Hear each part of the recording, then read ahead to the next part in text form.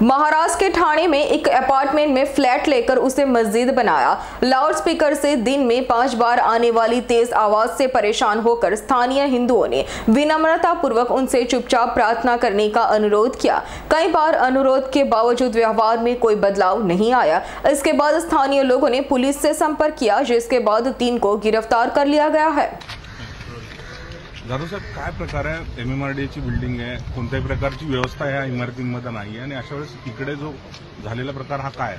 इथे काही मुलं राहिला आहेत, कॉलेजची मुलं राहिला आहेत आणि त्या मुलांनी आमच्याकडे तक्रार केली होती की दिवसातून 3 वेळा इथे एका स्पीकरद्वारे अदान दिली जाते। तर ही जागा जी आहे ती MMRDAची आहे। महानगरपालिकेने ह्या रूम्स अलॉट केलेल्या आहेत। त्याच्यामध्ये एक छोटासा मदरसा चालू केलेला आहे आणि त्या मदरस्यामध्ये दिवसातनं 3-4 वेळा नमाज पढली जाते। बाहेरची लोक नमाज पढायला येतात। मुंबऱ्यातनं काही लोक इथे जे स्थलांतरित केलेले आहेत त्यांच्या मार्फत एक कृत्य चालू आहे। रोज संध्याकाळी इथे एक स्पीकरद्वारे अदान दिली जाते। जशी मस्जिदीवर मोठ्या प्रमाणात दिली जाते त्या पद्धतीचे अदान इकडे दिली जाते। आम्हाला संशय आहे की इथे अनेक वाईट विचारांची लोक इथे येतात आणि रेग्युलर इथे काहीतरी सुरू आहे। सो आज आम्ही पोलिसांसोबत इथे आलो होतो। पोलिसांना जो काही प्रकार घडला तो व्हिडिओच्या माध्यमातून त्यांना आम्ही दाखवलेला आहे। ते तिथे उपस्थित असताना अदान चालू होती। काही लोक त्या रूममध्ये नमाज पढत होती आणि हे सगळं पाहता ही पद्धत चुकीची आहे।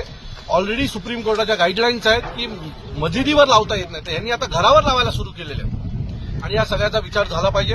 आता आम्ही आमच्या पद्धतीने धडा शिकवलाच आहे, पण हे थांबलं नाही तर पुढच्या वेळेला महाराष्ट्र नवनिर्माण सेना आमच्या पद्धतीने यांना धडा शिकवेल।